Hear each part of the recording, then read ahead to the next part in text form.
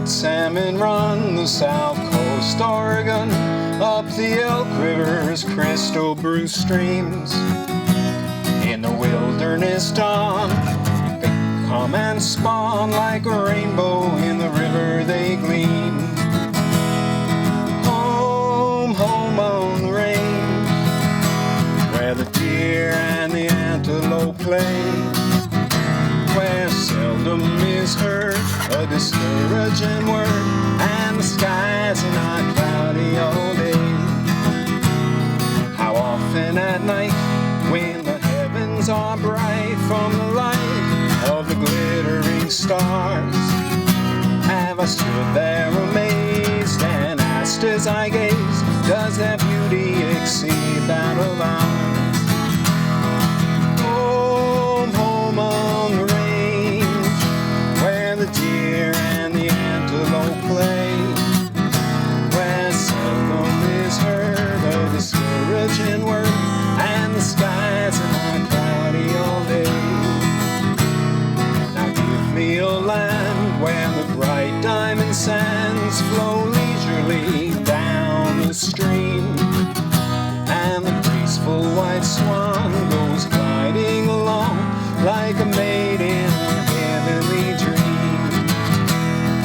Home, home on the range, where the deer and the antelope play, where seldom is heard a discouraging word, and the skies are not cloudy all day. Yes, the red salmon run the south coast Oregon, up the Elk River's crystal blue stream. In the wilderness dawn, the fish come to spawn like a rainbow in the river they gleam. Home, home on the range, where the deer and the antelope play, where seldom is heard a discouraging word, and the skies are not cloudy all day.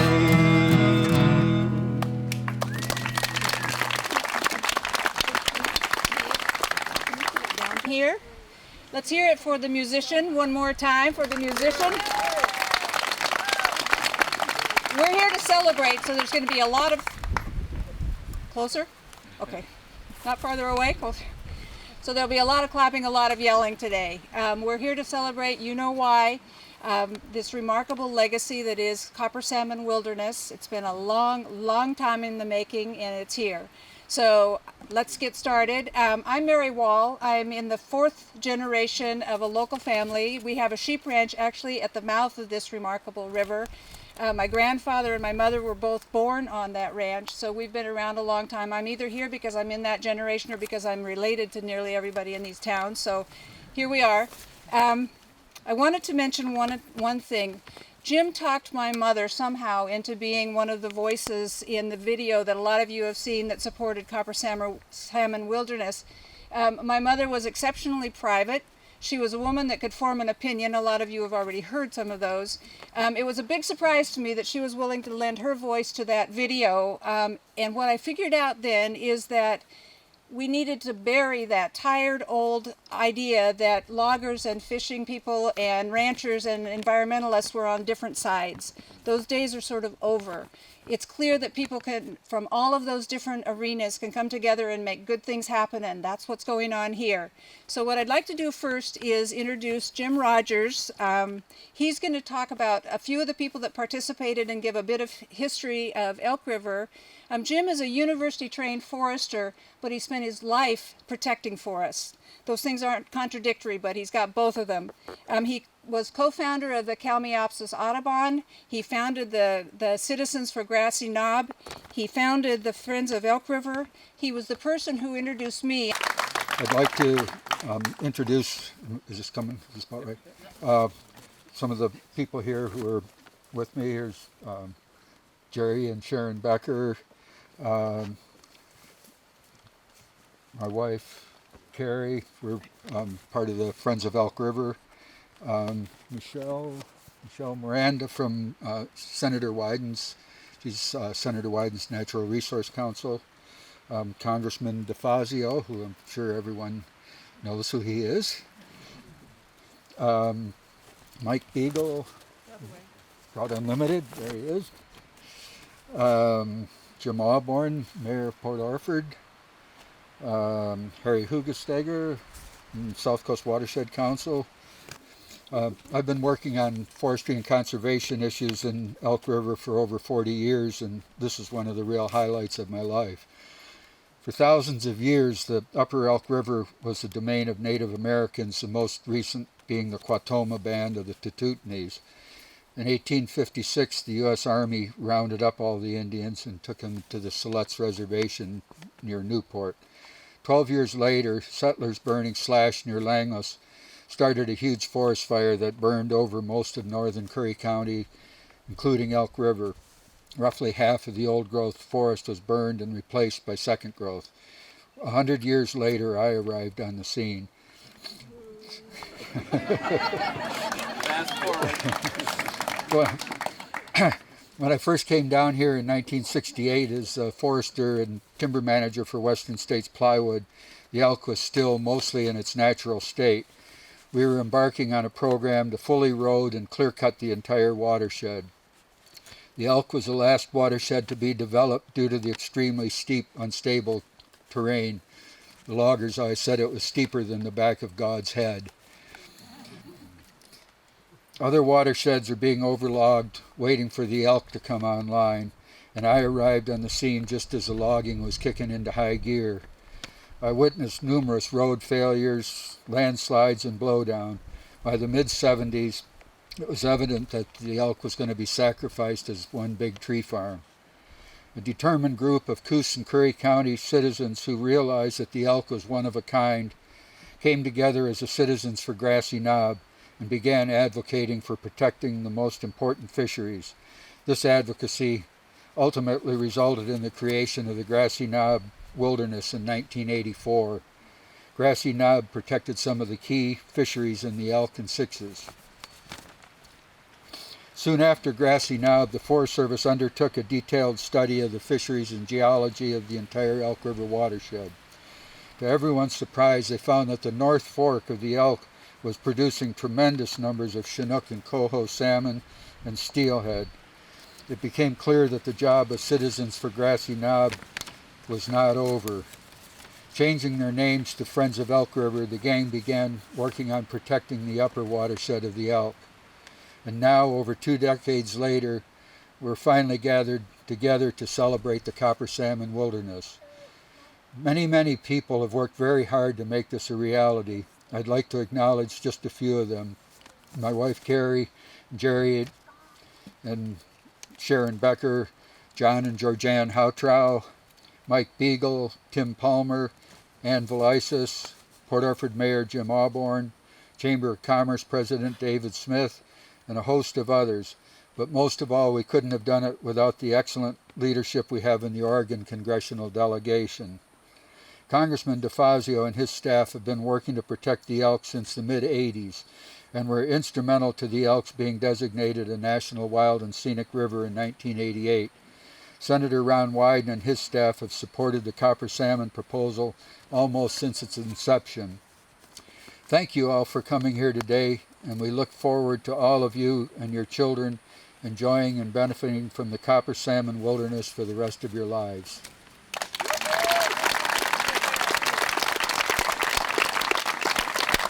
Thank you, Jim. Next person I'd like to introduce is Congressman Peter DeFazio. He's worked for years on the campaign for the Grassy Knob Wilderness and also, for the Copper Salmon Wilderness now. He's gutsy, he's smart, he's independent, he's thoughtful. He's got enough clout now to be a remarkable asset for Oregon in that way too.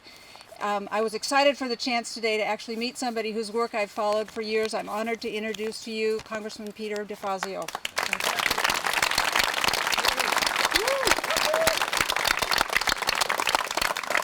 Well, thanks. It's a beautiful day to be celebrating the beginning of preserving Oregon's past for its future here on this wonderful summer day on the coast. My predecessor, Jim Weaver, had hoped to be able to do this a long time ago in the 1984 Wilderness Act. That wasn't to be. There were some pretty tough negotiations, and unfortunately copper salmon did not get the protection it merited at that point in time. Then when I came in, we were doing an omnibus wild and scenic rivers bill, and I saw this as a way to protect a lot of the tributaries and the most critical areas, not the entire landmass, but a lot of it. And by doing that protection, figuring that it would make it not feasible to come in here and continue to log. I didn't get everything I wanted in that bill, again, through some tough negotiations, but we did get some additional protections. And then Jim and others started saying, well, that was good, but we need more. And they were incredibly persistent over nearly a quarter of a century. This is my 23rd year in Congress. You know, I've been down here to, you know, they've been very nice to me, bring me down to salmon barbecues and, you know, give me a little beer and, you know, try and tell me. And they've come back to Washington to visit and advocate. And they have done, I think, something that needs to be studied by those who advocate for protecting some of America's last most beautiful wild places. Is they built something very much that was organic to the community and from the ground up, and with some surprising participants. A not particularly progressive board of commissioners a few years ago in Curry County, with maybe one exception, endorsed this, and I believe the Coos County commissioners endorsed it, and others, and they did a great job of bringing people together. As Mary referenced, in terms of, you know, bringing together loggers, fishers, environmentalists, bird watchers, everybody, to say this would be a good thing to do. That it's going to have a great upside and no downside for even those who depend upon resource, you know, or resource extraction for a living. So it has been a very long road. Jim was reminding me that. I guess back around, he said it was 2000, you know, he was putting on a hard push, and I just told him, look, you know, George Bush just got elected. This isn't going to happen in the Bush years. It's, you know, and he said, I wrote him a note saying it will happen, and it will happen someday. It took 9 more years, but, you know, sometimes the greatest and best things are a long time in coming, and I'm pleased I could be here today to be part of it, and pleased to played a role in it, and look forward to spending some time down here when I have more time. So thanks very much.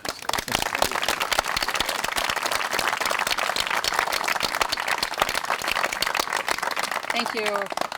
The next speaker is here representing Senator Ron Wyden. Senator Wyden has been working on this for years. He's been a long advocate and supporter of the Copper Salmon Wilderness. We have with us, though, from his D.C. office, his Natural Resource Counsel, Michelle Miranda.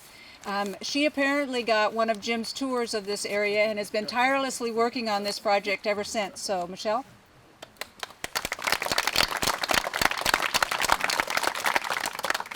Thanks. I'm glad I was able to be here today. I just wanted to read a short statement from my boss since he wasn't able to join us today. Today is a very special day for the community of Port Orford. I'm sorry that I can't be with you today as you come together to dedicate this special place, one of Oregon's newest wilderness areas, the rugged Copper Salmon Wilderness. I am especially pleased that I was able to join Congressman DeFazio in keeping the heat on to get this bill passed and create almost 14,000 acres of new wilderness and designate more than 9 miles of the remarkable Elk River as wild and scenic. He has been a tireless champion of protecting Oregon's special places, and I'm so glad we were able to work on this together in the true Oregon tradition. Today's dedication is a testament to the passion and commitment of the local community, folks like Jim Rogers and Sharon Becker, and all of the tireless advocates that fought to protect this treasure. I recall countless town hall meetings where I would see all of you with your buttons and stickers urging your federal leaders to protect copper salmon. Well, I heard you loud and clear, and I'm glad that today you are able to celebrate the victory, the permanent protections for copper salmon, and a job well done. Thanks.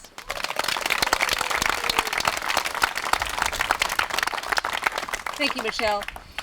Trout Unlimited is an organization that has a lot of national presence and political savvy. It was an organization that the Friends of Elk River looked to early as a lead partner organization with this effort. Mike Beagle is the person that has that role for Trout Unlimited. He heads their Oregon roadless work. He also apparently is a previous football coach and hates to lose. So what he said early on apparently was, I'm not going to lose this one. Turned out he was right. And Mike Beagle is the next speaker.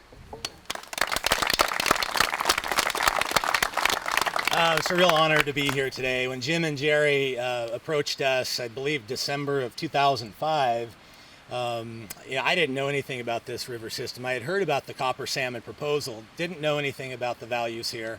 Got over and got the tour and got it burned into my quads, the quads God gave me right here, and my lungs, and was convinced and became not just a supporter, but we got involved. And our focal point was to organize individual sportsmen, hunters and anglers, and sportsman-oriented conservation groups, and really to try to get the message out on the values of this special place. Big trees here equal big fish. And getting this message out to the Willamette Valley corridor in particular was our focal point, and that's really kind of what we did. The grassroots organizing work had been done here by Jim and Jerry and Sharon and Carrie and a lot of different folks, and so it's a real honor to be able to take part in this. And I wanted to selfishly introduce my two kids, my daughter Riley. They're going to be humiliated here, but I'm a dad and I can do that. It's my daughter Riley. Raise your hand, please. That's a good way to raise it up high. And my son Steen, like Steen's Mountain, and for the work that we had the opportunity to share in this adventure. It's for them, it's for their friends, it's a legacy for their kids. And when we can get to the point where we work together, look at values, preach values, and stay positive and think legacy, we can get beyond kind of the urban-rural divide that we have in this state. It's a beautiful state. And I thank Senator Wyden, Congressman DeFazio, Michelle Miranda, Susan Jane Brown, and the other folks that aren't here for their great work back in D.C. on this. Thank you.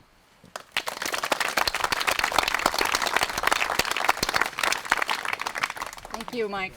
The next speaker I'd like to introduce is Mayor Jim Auburn from Port Orford. He is a retired naval officer. He has used his leadership position to make it clear to people that the fisheries are good news for Port Orford and for the area. He's gone above and beyond and made a couple trips to D.C. in support of this. He's helped move this very much, and I welcome Jim Auburn. Okay, thank you. This is really a good day for the Elk River, our forest, our wildlife, and our community. I think 25 years after President Reagan signed the 1984 Wilderness Act, protecting our neighboring grassy knob area, President Obama's now finally signed the legislation including copper salmon as wilderness. These acts will help protect the headwaters of the Elk River and ensure the sustainability of one of the most pristine and productive salmon and steelhead rivers in the lower 48 states and the contiguous ocean fishery. Our community of Port Orford takes stewardship of our lands and waters seriously. Both of these wilderness areas lay within the Port Orford Ocean Resource Team established Land Sea Port Orford Stewardship Area, which was heartily endorsed by our community earlier this year. The Elk River is also designated a National Wild and Scenic River, a State Scenic Waterway, and last year as a Salmon Stronghold. Thanks to the efforts of many over the past 20 years, including the Friends of Elk River, especially Jerry Becker and Jim Rogers, Trout Unlimited, especially Mike Beagle, who greatly facilitated our lobbying efforts back in Congress, Senators Ron Wyden and Gordon Smith, and more recently Jeff Merkley, who really forced this through the Senate, Congressman Peter DeFazio and our entire Oregon congressional delegation who supported this heartily. Our Curry County Commissioners, the City of Port Orford, including the unanimous support of our entire City Council, the North Curry County and Port Orford Chamber of Commerce, chaired by David Smith, who unfortunately couldn't be here this afternoon, the Port Orford Ocean Resource Team, the Kalamapas Audubon Society, especially Ann Valias and Tim Palmer, and many others. This Copper Salmon Wilderness finally is becoming a reality. I'm proud to have been a more recent part of this effort and to have been invited to take part in this dedication. This is a great day. Thank you.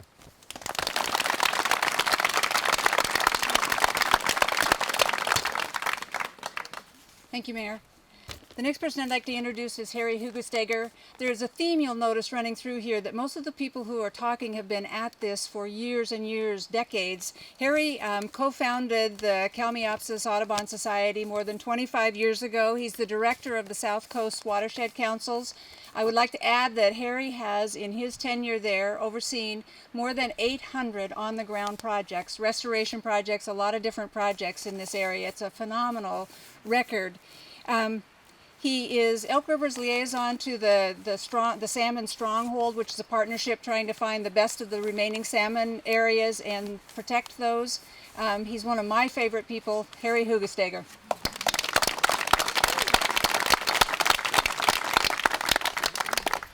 I have a short reading for this special day. Copper salmon. This river, born of rocks in the Klamath and Siskiyou Mountains, flows freely to the sea. The elk's green glow is lit from within. Once in a lifetime, perhaps, a river is loved and then protected. We celebrate today the gift of these green waters.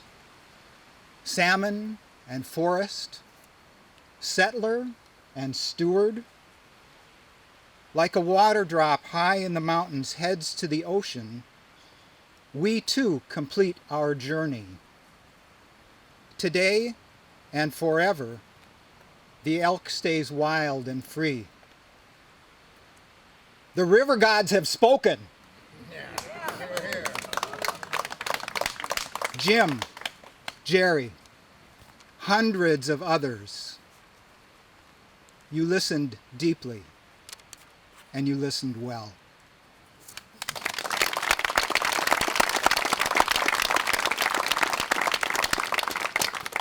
Thank you, Harry. Jack Churchill is here. He has written a poem, a short poem, for this event, and but that was a wonderful poem. So this one is called Marching to the Sea. And it's kind of an ode I wrote from the mountaintops coming over from Agnes and looking down. Long in history we will sing for those stalwarts who joined in battle to save this place and river wild. Let us not forget this land once foredoomed, marked in congressional stone, cemented in annual cut. A slumber in Bunyan's shadow, a band of stalwarts rose. They began a journey, long and tortuous, like Gandhi's march on the salt. Their clarion call for water's integrity became a milestone in preservation's fight. A stream is but a stream, from headwater to estuary. And let the record show, they predated Franklin's forest legacy, Clinton's forest plan, and the coining of riparian system. Jim and Jerry, quiet in their manner, stealth in their striving, gathered friends to the elk and preached salmon's needs. Enemies they encountered, Ford, Hatfield, and South Coast, loggers, inertia and myth, allowable cuts and Fortress O&C, district rangers and forest supervisors. They long faced, they overcame our stronghold of officialdom. Sounding their call, educating publics, building alliances, pounding marble floors, they made their case, gathered their strength year after year. Today we pause, relish in their win, thank the troops and political actors who brought this bacon home. But as Kennedy charged, let this day mark this time when we go forward to protect our wild rivers from headwall to estuary, to restore our salmon in memorial rights. Let us now give salmon standing in this society long accorded by our Native American forebears.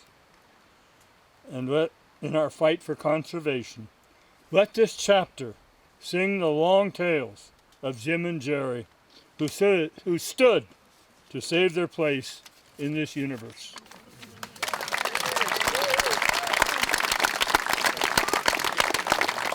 Thank you, Jack. A radio guy from Eugene, Russell Sadler, said once that audiences are supposed to listen and speakers are supposed to speak, and the speakers are supposed to get through first. So we have just one more speaker. Jerry Becker is going to finish up for us. He is an eco-forester. He's managed to put logger and environmentalist comfortably into the same sentence. He helped found Friends of Elk River and was a founding member of the Citizens for Grassy Knob.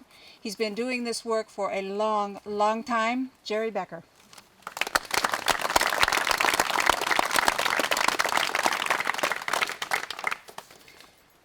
Thank you for being here, and thank you for caring about Elk River.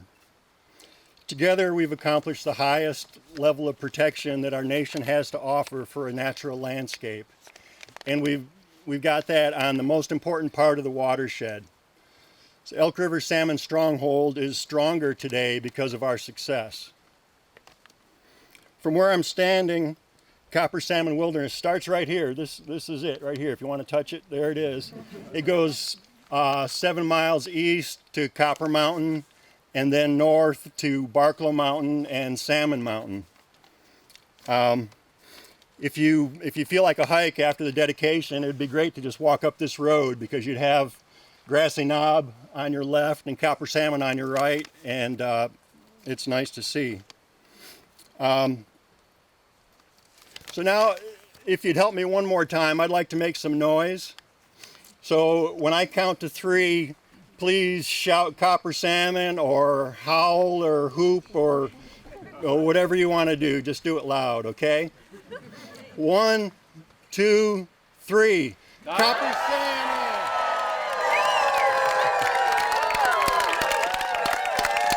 All right, that's pretty good, but let's do it once more, a little louder this time, okay? 1, 2, 3. Yeah!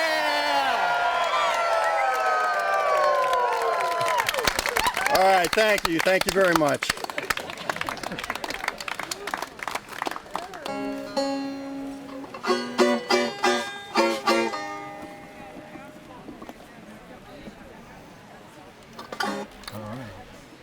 Well, this is just a good old-timey song. Doesn't have much to do with rivers at all. It's called the Johnson Boys. It's from the 1930s.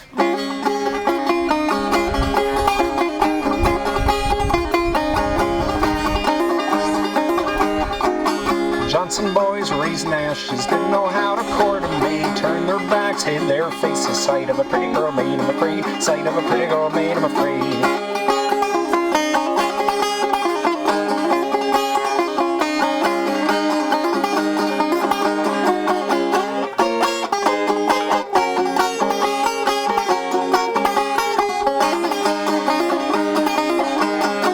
Johnson boys went a-courting, Coon Creek girls so pretty and sweet. They couldn't make no conversation, they didn't know where to put their feet. They didn't know where to put their feet.